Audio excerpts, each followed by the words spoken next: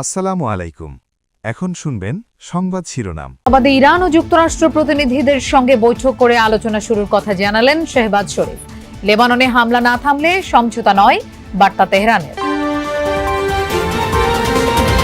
Petrol অকটেনের জন্য রাজধানীতে fuel pass app ব্যবহার সুযোগ খাচ্ছেন গ্রাহকদের অনেকে। সীমাবদ্ধতা দূর করতে সময় চায় কর্তৃপক্ষ। ঢাকা, বরিশাল, ময়মনসিংহ সিটিতে হামের টিকা দেয়া হবে কাল থেকে। স্থায়ী কেন্দ্রের পর স্কুল, মাদ্রাসা ও ডে কেয়ার সেন্টারেও দেয়া হবে ভ্যাকসিন। গণতন্ত্র মেনে গণতান্ত্রিক প্রক্রিয়ায় প্রার্থী বাছাই হচ্ছে সংরক্ষিত আসনে, জানালেন রিজভী। জ্বালানি সংকটের জন্য রাজনৈতিক সিন্ডিকেটকে দুষলেন জামায়াত আমির। এতক্ষণ শুনছিলেন সংবাদ শিরোনাম, এখন শুনবেন। পুরো বিশ্বের নজর এখন ইসলামাবাদে। বহুল আলোচিত শান্তি আলোচনা শুরু হয়েছে। তার আগে যুক্তরাষ্ট্র ও ইরানের প্রতিনিধিদের সাথে পৃথক বৈঠক করেছেন পাকিস্তানের প্রধানমন্ত্রী শেহবাজ শরীফ। গঠনমূলক আলোচনায় অংশগ্রহণের জন্য দুদেশের প্রশংসা করেন তিনি। চরম অবিশ্বাস আর মতপার্থক্য নিয়েই আজ ওয়াশিংটন তেহরানের বৈঠক হতে পারে। এদিকে লেবাননে হামলা বন্ধ না হলে এবং জব্দকৃত অর্থ ফেরত পাওয়ার নিশ্চয়তা না পেলে কোনো সমঝোতা নয়, ইঙ্গিত দিয়েছে তেহরান। পাকিস্তানের মাটিতে পা রাখার পরই প্রধানমন্ত্রী শেহবাজ শরীফের সাথে বৈঠকে অংশ নেন মার্কিন ভাইস প্রেসিডেন্ট জেডি ভান্স। দ্বিপাক্ষিক বৈঠকে আরও ছিলেন যুক্তরাষ্ট্রের মধ্যপ্রাচ্য বিষয়ক দূত স্টিভ উইটকফ, মার্কিন প্রেসিডেন্ট ডোনাল্ড ট্রাম্পের জামাতা জেরেড কুশনার। পাকিস্তানের পক্ষ থেকে অংশ নেন পররাষ্ট্রমন্ত্রী ইসহাক দার ও স্বরাষ্ট্রমন্ত্রী মহসিন নাকভি। এর আগে ইরানের প্রতিনিধিরাও সাক্ষাৎ করেন শেহবাজ শরীফের সাথে, যাতে অংশ নেন দেশটির পার্লামেন্ট স্পিকার বাঘের কালিবাফ ও পররাষ্ট্রমন্ত্রী আব্বাস আরাকচি। বৈঠকের বিস্তারিত জানানো না হলেও গঠনমূলকভাবে আলোচনায় অংশগ্রহণের জন্য উভয় প্রতিনিধি দলের অঙ্গীকারের প্রশংসা করেছেন পাক প্রধানমন্ত্রী। এই আলোচনা মধ্যপ্রাচ্যে টেকসই শান্তি প্রতিষ্ঠার পথে একটি বড় ধাপ হিসেবে কাজ করবে বলেও মন্তব্য করেছে দেশটির প্রধানমন্ত্রী কার্যালয়। পৃথক বৈঠক হলেও শান্তি আলোচনা নিয়ে কাটেনি অনিশ্চয়তা। চরম অবিশ্বাস আর মতপার্থক্যের কারণে স্থায়ী শান্তির পথে পাড়ি দিতে হবে দীর্ঘ পথ, বলছেন বিশ্লেষকরা। 1979 সালে ইসলামী বিপ্লবের পর এটি তেহরান ও ওয়াশিংটনের মধ্যে হতে যাওয়া সর্বোচ্চ পর্যায়ের বৈঠক। বিভিন্ন গণমাধ্যমের খবর, ইরানিদের দেয়া 10 দফা প্রস্তাবের উপর ভিত্তি করে হবে আলোচনা। যদিও পাল্টাপাল্টি হুমকি ধামকির জেরে এরই মধ্যে আবারও যুদ্ধ শুরুর শঙ্কা তৈরি হয়েছে। বৈঠকের প্রতিশ্রুতি দিয়েও লেবাননে হামলা চালিয়ে যাচ্ছে ইসরায়েল। আজও তাণ্ডব চলছে দক্ষিণাঞ্চলে। গেল 3 দিনে প্রাণ গেছে 357 লেবানিজের। ইসরায়েলি ট্যাঙ্ক ও সামরিক অবস্থান লক্ষ্য করে পাল্টা জবাব দিচ্ছে হিজবুল্লাহ যোদ্ধারাও। এদিকে আগামী সপ্তাহে লেবানন ইসরায়েল বৈঠক অনুষ্ঠিত হওয়ার কথা, যেখানে অনুপস্থিত থাকবে সশস্ত্র গোষ্ঠী হিজবুল্লাহ। কয়েক ঘন্টা আগেও এগুলো ছিল আবাসিক স্থাপনা। ইসরায়েলি তাণ্ডবে যখন পরিণত ধ্বংসস্তূপ। শুক্রবার রাতভর দক্ষিণ লেবাননের একাধিক শহরে বিমান হামলা চালায় ইসরায়েল। নাবাতিয়া প্রদেশের তৌল এবং জেপসিদ শহরকে করা হয় টার্গেট। হাসপাতাল, স্কুল এবং মসজিদ লক্ষ্য করে চলে হামলা। গেল 3 দিনে প্রাণ গেছে 350-র বেশি মানুষ। এদিকে হিজবুল্লাহর তরফ থেকেও চলছে পাল্টা হামলা এবং প্রতিরোধ। তাইর অঞ্চলের একটি বাড়িতে অবস্থানরত ইসরায়েলি সেনাদের লক্ষ্য করে হামলা চালায় হিজবুল্লাহ। জ্বালানি তেলের চলমান সংকটের মাঝে শুরু হলো ফুয়েল পাস অ্যাপের ব্যবহার। তবে শুরুতেই এটি ব্যবহার করতে গিয়ে হোঁচট খাচ্ছেন অনেক গ্রাহক। কর্তৃপক্ষ বলছে সময়ের সাথে সাথে এই ফুয়েল পাসের সীমাবদ্ধতা কাটিয়ে ওঠা সম্ভব হবে। অন্যান্য দিনের মতো আজও রাজধানী ফিলিং স্টেশনগুলোতে ছিল যানবাহনের দীর্ঘ সারি। সংকট সমাধানে দ্রুত বিকল্প উৎস থেকে তেল সংগ্রহে সরকারকে উদ্যোগ নেওয়ার আহ্বান জানান গ্রাহকরা। রাজধানীর 2টি ফিলিং স্টেশনে পরীক্ষামূলকভাবে চালু হয়েছে ফুয়েল পাস। পাম্পে প্রবেশ ও বের হওয়ার পথে এবং গ্রাহকদের দীর্ঘ সারির মাঝখানে টানানো ব্যানারে দেয়া আছে কিউআর কোড। স্ক্যান করলেই মোবাইল অ্যান্ড্রয়েড অ্যাপ ডাউনলোডের লিঙ্ক মিলছে। যদিও শুরুতেই হোঁচট খাচ্ছেন গ্রাহকরা। অ্যাপ নিয়ে বিস্তর অভিযোগ রয়েছে তাদের।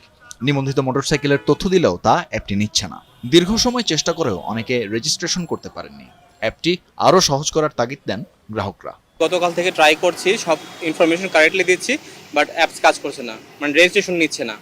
অনেকেরই, শুধু আমার না, আমার সাথে লাইনে অনেকের সাথে কথা হয়েছে, অনেকেই পারছে না। তো আমি যতবার লগ ইনে ট্রাই করেছি আমার তথ্য দেখাচ্ছে ডাটা ম্যাচ করতেছে না। যদি পরবর্তীতে ট্রাই করতে হয় তাহলে কেন এত ঘটা করে বলতেছে আপনার ফুয়েল কার্ড তৈরি করেন বা ফুয়েল পাস তৈরি করেন, আপনাদের তেল নিতে পারবেন।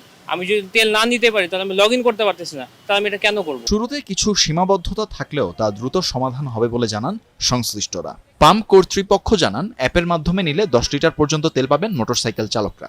আর অ্যাপ না থাকলে 1000 টাকার বেশি জ্বালানি তেল দেওয়া হবে না। অ্যাপসটা আমাদের এখান থেকে লঞ্চ করা হয়েছে। লঞ্চ মানে টেস্ট পাইলট প্রজেক্ট হিসাবে। অ্যাপসের মাধ্যমে তেল দিতে হলে আমাদের আবার লোক অ্যাসাইন করা আছে থ্রু সিস্টেম। ওই মোবাইলও কিউআর কোড আছে। সো দুটো কিউআর কোড ম্যাচ করে আমরা এখান থেকে তেলটা দেই। যারা অ্যাপসে তেল নিচ্ছেন তাদেরকে আমরা দিচ্ছি 10 লিটার, আর যারা স্বাভাবিকভাবে নিচ্ছেন আগের মতো, তাদের জন্য 1000 টাকা এটা রয়ে গিয়েছে। অন্যান্য দিনের মতো শনিবারও ফিলিং স্টেশনগুলোতে ছিল তেলের জন্য যানবাহনের দীর্ঘ অপেক্ষার সারি। দিনের একটি বড় অংশই কেটে যাচ্ছে তেলের জন্য। তেলের জন্য লাইনে দাঁড়াই আছি, না খাইয়া ভোর 5টা বাজে আইসা রোদ্দুরের ভিতরে 4-5 ঘন্টা থাকার পরে পাম্প বলে তেল নাই। তা আমাদেরকে সরকার এরকম ভাবে কষ্ট না দিয়ে বইলা দেখ যে তেল নাই। অফিসে আমাদের এটা নিয়ে অনেক হ্যারাসমেন্টের শিকার হতে হচ্ছে। তো প্রতিদিন তার অফিসে এটা আমাদের কন্টিনিউ করবে না। সরকার বলে তেল আছে, এই তেলগুলা কোথায় গেল? মানুষের সিন্ডিকেট করে কত নিছে তেল বলে। জ্বালানি মন্ত্রণালয়ের দাবি তেলের সরবরাহ স্বাভাবিক রয়েছে, তবে প্যানিক বাইং এর কারণে কৃত্রিম সংকট তৈরি হচ্ছে। সবাই কিন্তু তেল পাচ্ছেন না এমন না, কিন্তু বিষয়টা হচ্ছে তিনি দীর্ঘক্ষণ লাইনে দাঁড়িয়ে থেকে তেল নিচ্ছেন। তো তেল যেহেতু পাচ্ছেন, সুতরাং আমার তো সংকট নেই। তিনি যদি সচেতন হন, তিনি যদি অতিরিক্ত মজুদ না করার চিন্তা করেন এবং তিনি আগে যে পরিমাণ যেভাবে তেল নিতেন সেভাবে যদি তেল নেন, তাহলে এই ধরনের দীর্ঘ লাইন বা সারি থাকবে না। 12 লাখের বেশি শিশু কর্মসূচি চলবে প্রায় 1 মাস। স্বাস্থ্য সচিব জানিয়েছেন, ভ্যাকসিন ও সিরিঞ্জের ঘাটতি নেই।